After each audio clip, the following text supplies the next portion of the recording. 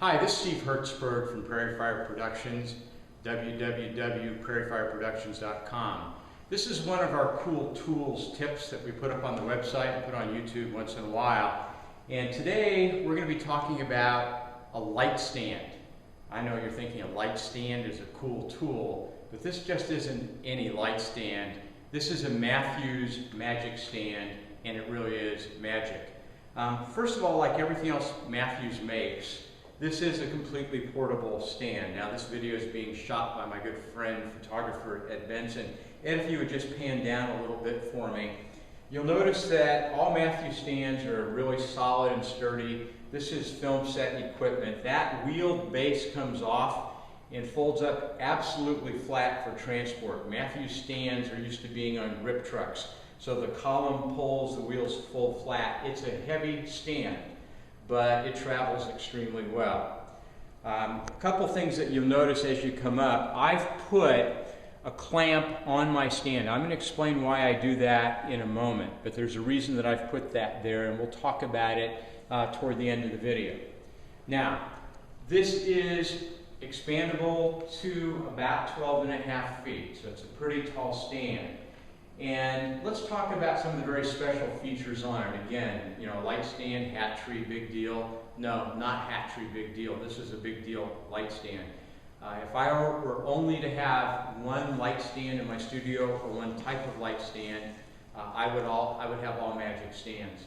One of the first things that you notice on the Magic stand is what Matthews calls their magic finger. And basically what this does is allows you to loosen up. It's a ball fitting, and it articulates. So whatever fixture you put at the end of it, you get some pretty good movement from a square off 90 degree to 45 very easily, or to straight on. Just a really nice feature, particularly when you've got your lights way up in the air. If all that did, it would be pretty cool, but what's most special about the Magic stand is that it turns into a boom stand quite easily, and a heavy-duty boom stand at that. So to convert this into a boom stand, basically what we do is we simply pull up, we loosen up, we loosen the right thing up, and we pull up, and we slide out. And now we are in the beginning of boom mode, okay? And I think you can see now we've started a boom. Now how large a boom? This boom will go out quite a few feet, and it holds a good bit of weight. But because of the limitations of the little Kodak ZI-8 camera we're using, we're not going to take it out too far. I have found the trick to using the Magic Stand boom function. The trick is, first of all, to balance the boom as best we can before we put anything on the end of it. So what I found the trick to do is take a guess about how far out I'm going to go, extend it out. Actually, I'll adjust this magic finger a little bit because I know what I'm going to put on it. Extend it out, and then start to balance it like we would a teeter-totter. So here's the point, the balance point, and try to find a balance point where it's fairly comfortable. And that's about a pretty good balance point. Now I'm going to come out a little further, extend it out a little bit, and lock it down, because I'm going to use a sandbag on the end. Stephanie, if you'd be so kind as to give me the sandbag, thank you. When you end up putting a sandbag on the end, and Matthews makes a slot in the end so that it'll balance the sandbag, this way we can balance out the light that we're using. Now, as always, we put our boom arms, our fixtures, over an extended out leg. We try to line them up over the extended out leg to give it extra stability. So let's put a light fixture on it. We walk over and grab.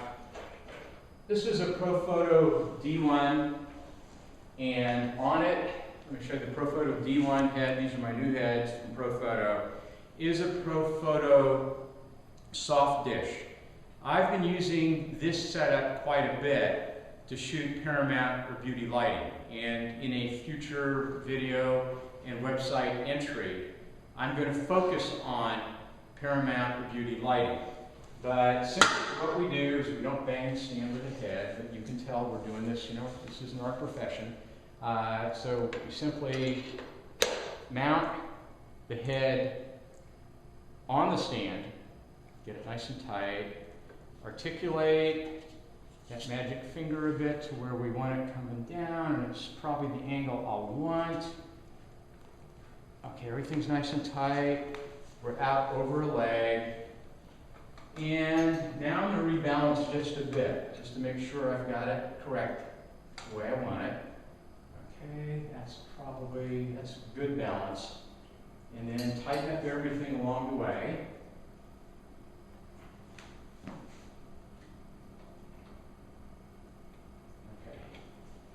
Okay. And finally, as a safety matter, I always put sandbags on the back legs of any fixture that's got something boomed down.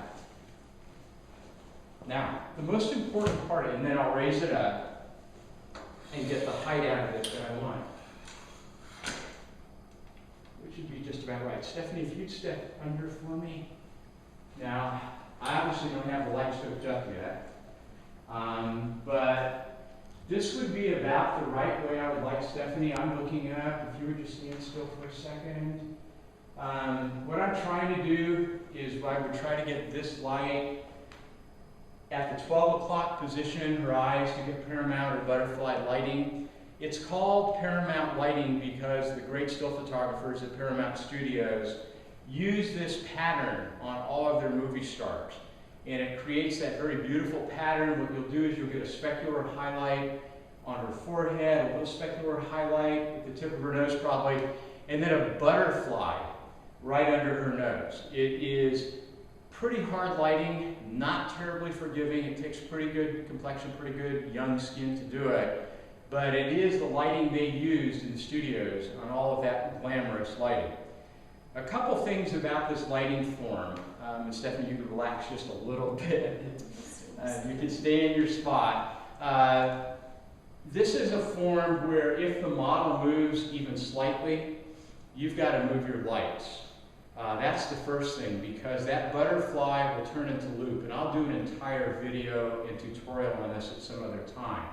But I just wanted to see how all this fits together. Basically, the reason we use this lighting pattern is that I now have a lot of shooting angles with my camera where the light is not in the pattern.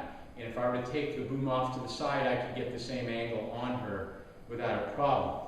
But there's one modification that I do to this, and that's where that super clamp comes in. In order not to have a lot of shadow on her neck or underneath, or shadows in her eyes, often we use a reflector. Thank you, that's perfect. And instead of the reflector, I've started using another D1 head into a Creative Light softbox. And this is powered way down. There's not a lot of light coming into it. So basically what we're getting is our main light and a slight bit of fill that will come in underneath, and it gives a really nice light pattern. We shot this pattern with Hanson foam. There's going to be an article that will sort of describe the entire thing. So what do we have here? We've got Matthew's magic stand doing its magic. I think that if you do work by yourself, this is a really great stand to have, because you can get your light placed and get it out of the way without having somebody hold something in the way. And using the softbox this way means you don't have to have somebody with a reflector. So that's the end of this week's tip. Thank you, Stephanie. Thank you, Ed Benson of Ed Benson Photography for the photography with the ZI-8. This is Steve Hertzberg from Prairie Fire Productions, www.prairiefireproductions.com, signing off.